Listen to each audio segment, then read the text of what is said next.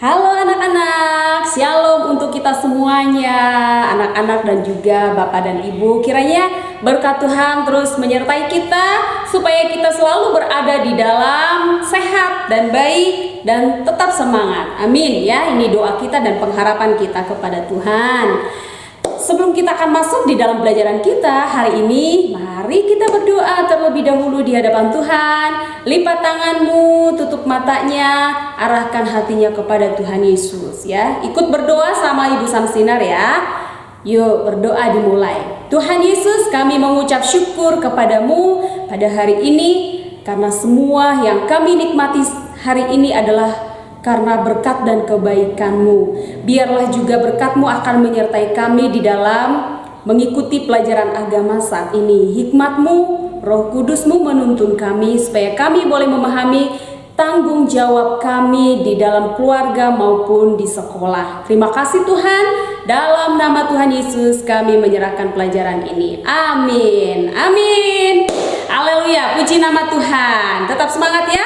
Baik, di dalam pertemuan kita hari ini, pelajaran kita berjudul tanggung jawab dalam keluarga. Tanggung jawab dalam keluarga. Tujuan dari pelajaran ini menjelaskan pengertian bertanggung jawab. Ya, mengerti ya?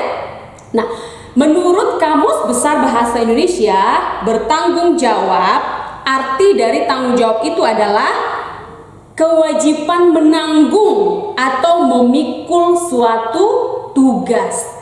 Kewajiban untuk menanggung. Kewajiban berarti wajib, tidak boleh tidak. Kewajiban menanggung atau memikul suatu tugas. Jadi arti singkatnya dari tanggung jawab itu adalah tugas. Nah, anak-anak, kita sudah banyak hal kita belajar tentang keluarga. Dan kita sudah sangat tahu, anak-anak pasti sudah sangat paham, di dalam keluarga itu ada siapa saja. Ya, ada ayah, ada ibu, juga anak-anak. Nah, ini adalah anggota di dalam keluarga. Dan masing-masing anggota ini punya tugas atau tanggung jawab masing-masing yang berbeda-beda. Ayah punya tanggung jawab sendiri, ibu punya tanggung jawab sendiri, anak-anak juga punya tanggung jawab sendiri. Jadi tidak boleh hanya disuapin, dimasakin, makanannya disiapin gitu dan lain sebagainya tanpa melakukan apa-apa. Tidak. Anak-anak punya tanggung jawab di dalam keluarga. Nah, seorang bayi belum bisa diberi tanggung jawab atau belum bisa diberi tugas. Tetapi kamu, anak-anak seusia kamu kelas 2 sudah bisa diberi tanggung jawab atau tugas. Artinya, ketika anak-anak diberi tanggung jawab, itu adalah suatu kebanggaan, suatu kesenangan. Karena apa? Karena ketika kamu diberi tanggung jawab, itu artinya kamu dianggap sudah mampu untuk melakukannya. Nah, namun sangat disayangkan banyak anak-anak yang tidak mau walaupun sudah diberi tanggung jawab, tapi banyak anak-anak yang tidak mau untuk melakukan tanggung jawabnya atau tugas-tugasnya. Harus didorong-dorong. Ayo nak, ayo buat tugasnya nak, ayo bangun nak. Harus dirayu-rayu. Nak, nanti kalau kamu melakukan tugas ini, mama nanti akan belikan HP. Nah, harus dirayu-rayu, harus dibujuk-bujuk dan dipaksa-paksa. Siapa yang begitu di sini? Oh, tidak ada. Anak-anak di sini semua yang sedang mengikuti pelajaran ini melakukan tanggung jawab dengan penuh apa? Kesadaran diri. Oh, ini tugasku, ini tanggung jawabku, aku harus lakukan. Oh, anak-anak ini benar nih, anak-anak di sini seperti ini nih. Hebat kalau seperti itu ya, luar biasa. Nah, anak-anak, dari masa kecil, dari usiamu saat ini, kamu sedang dilatih untuk menjadi anak-anak yang bertanggung jawab. Menjadi apa? Anak-anak yang mau melakukan tugas-tugasnya. Nah, untuk sekarang ini memang tanggung jawabmu berat. Ibu paham. Karena apa? Saat ini kamu harus belajar melakukan tugas-tugas di rumah, belajarnya di rumah.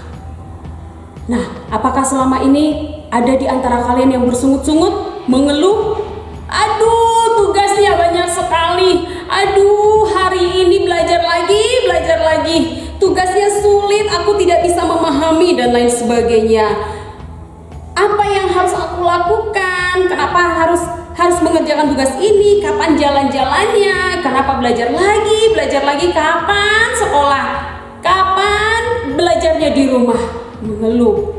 Ya kan, Ibu paham. Ibu mengerti tanggung jawab yang saat ini sedang kamu lakukan itu memang berat. Tapi semuanya kita sedang berjuang. Mama juga berjuang, guru-gurumu juga berjuang, dan anak-anak juga sedang berjuang. Kita sama-sama sedang berjuang nih, punya tanggung jawab yang memang berat, ya kan? Dan kita harus minta apa? Kekuatan dari Tuhan. Sebab kita punya apa? Punya Tuhan yang bisa menolong kita untuk setiap apa yang sedang kita alami. Kalau mungkin saat ini rasa bosan, rasanya bosan, belajar lagi di rumah, mengerjakan tugas lagi, tugasnya banyak sekali. Nah, mengeluh seperti itu ya. Tapi ingat, kita sedang berjuang saat ini, Nak. Dalam keadaan situasi dan kondisi yang sulit saat ini, ya karena COVID-19 yang membuat kita harus belajar di rumah. Kita harus punya apa? Bangun keinginan dari diri kita sendiri, harus membangun semangat diri kita sendiri, ya kan? Dan semangat itu akan ada kalau apa? Kita mau memohon dan berdoa kepada Tuhan, minta kekuatan Tuhan. Pasti Tuhan berikan, ya.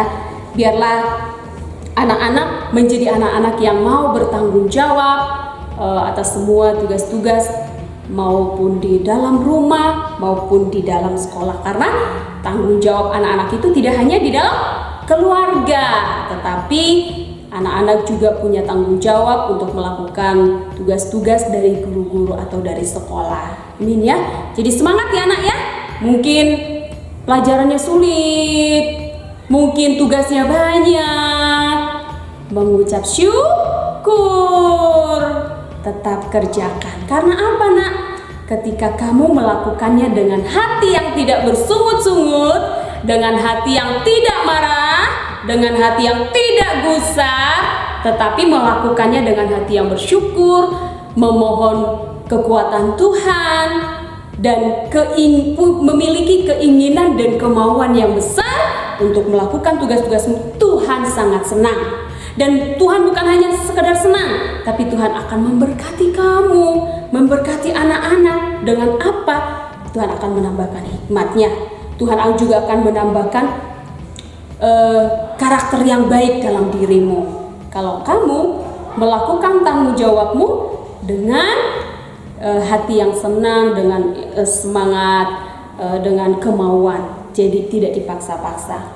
Kalau hari-hari yang lalu kamu dipaksa-paksa, hari ini mari ya, dengan semangat yang daripada Tuhan, mau rajin, semangat untuk mengerjakan tanggung jawabmu atau tugasmu di dalam rumah maupun dari gurumu dari sekolah. Nah, anak-anak, coba kita akan lihat ya, ada beberapa tokoh dari Alkitab di mana Tuhan memberikan tanggung jawab kepada mereka. Ya, salah satunya adalah Nuh. Di dalam kisah kitab Kejadian pasal yang ke-7, kisah Nuh. Tahu ya cerita tentang Nuh? Iya, Nuh itu adalah seorang yang taat kepada Tuhan. Tetapi Allah memberikan dia satu tanggung jawab, satu tugas. Untuk apa? Membuat sebuah bahtera yang besar. Untuk apa bahteranya? Supaya bahtera itu menjadi tempat perlindungan mereka yang bisa menyelamatkan Nuh dan keluarganya dan binatang-binatang yang Tuhan suruh bisa selamat dari apa? Dari penghukuman Allah melalui apa? Air bah. Nah, Nuh lakukan nggak? Dilakukan.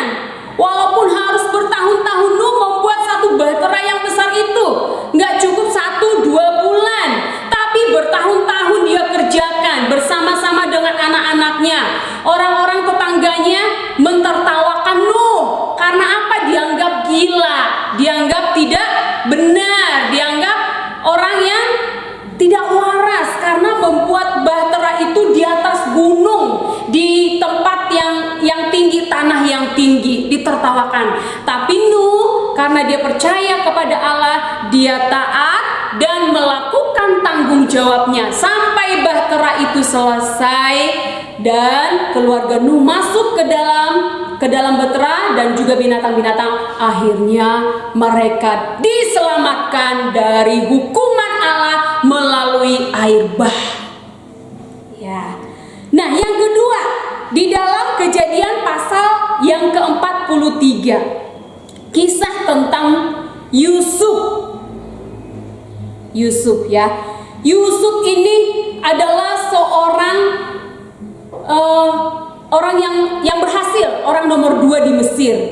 Tuhan memberikan tanggung jawab kepada Yusuf untuk mengurus makanan penduduk orang Mesir karena waktu itu terjadi kelaparan selama 7 tahun. Itu tugas dan tanggung jawab dari Yusuf. Nah, melalui hikmat yang Tuhan berikan kepada Yusuf, Yusuf pun dengan taat melakukan tanggung jawabnya, tugasnya supaya seluruh penduduk Mesir bisa makan tanpa mengalami kelaparan. Nah, kemudian di dalam Kejadian pasal yang ke-12, kisah tentang Abraham. Allah memberi tanggung jawab kepada Abraham supaya keluar dari tanah kelahirannya, disuruh pindah oleh Tuhan Allah. Kemana? Ke tanah yang Tuhan suruh. Abraham belum tahu kemana, tempatnya di mana. Tetapi Abraham taat kepada Allah. Dia melakukan tanggung jawabnya. Untuk apa? Keluar, dia pindah dari tanah kelahirannya. Dia taat kepada perintah Allah. Maka akibatnya apa? Allah memberkati Abraham berlimpah-limpah. Kemudian ada lagi kisah, masih dalam Perjanjian Lama, kisah tentang Yunus dari kitab Yunus pasal yang pertama. Tuhan Allah memberikan tanggung jawab kepada Yunus untuk memberitakan firman Allah supaya orang Niniwe bertobat. Tetapi Yunus lari, dia tidak mau melakukan tanggung jawabnya. Akhirnya, singkat ceritanya, nanti anak-anak boleh baca, dia dimakan oleh apa? Ikan besar, ditelan oleh ikan besar.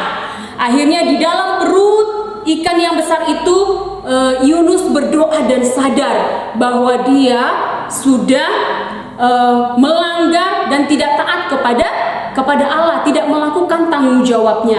Karena dia bertobat, dia menyadari kesalahannya, akhirnya ikan besar itu mengeluarkannya ke darat sehingga Yunus bisa selamat. Nah, kali ini Yunus melakukan tanggung jawabnya. Dia pergi ke orang Niniwe untuk apa?